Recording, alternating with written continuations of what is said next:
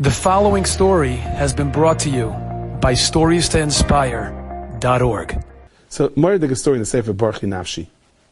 It says this guy was from, he went off the derech, on the derech, under the derech, on top of the derech, side of the derech, whatever. And his father dies, not much. His mother passes away, so someone comes over to him and says, do something for your mother. He goes, what do you want me to do?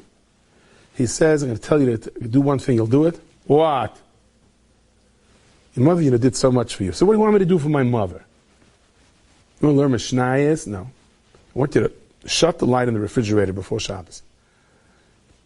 Put a piece of tape on the switch so when you open the door of the refrigerator, the light doesn't go on. That's all? Yeah.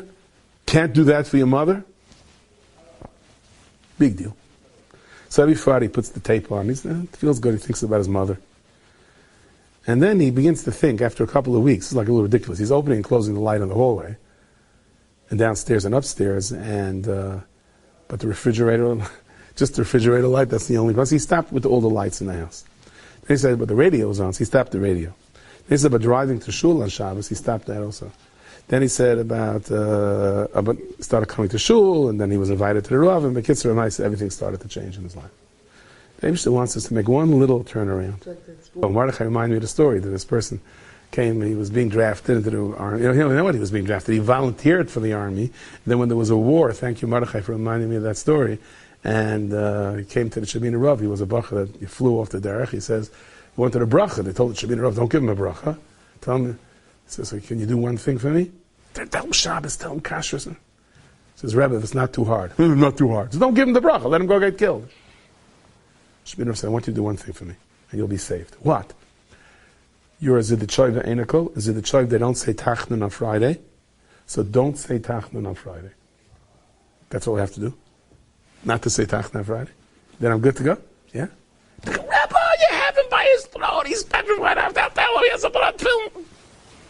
Don't tell the Rebbe what to do. Told me not to say Tachnun on Friday. I won't say Tachnun on Friday.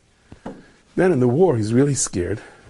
And he has this very frightening thought that if he's not davening on Friday, so the fact that he's not saying Tachna is not really fulfilling the Rebbe's words, because he's not saying Baruch Shalom and Yishtabach either. So he started davening on Friday in order not to say Tachna. And then he started thinking he's not really saying Tachna on Sunday, Monday, Tuesday, Wednesday, Thursday either, because he's not davening. So he said, I'll say Tachna the other days. But to say Tachna without davening, so he started davening the other days and saying Tachna, so that on Friday he davens without Tachna, and then on Shabbos, what do I do? Shabbos. So I'm not saying Tachna on Shabbos, but that's because of Yishem Shabbos, but I'm not really Yishem Shabbos. I should say, so all the choice you have to be Yishem Shabbos, and because it is not saying Tachna on Friday, we end up being Yishem B'Torah. The Shabbat Rav said, don't tell me what to do. But it's a lesson for us. The Eibishter wants us. Enjoyed this story? Come again. Bring a friend. StoriesToInspire.org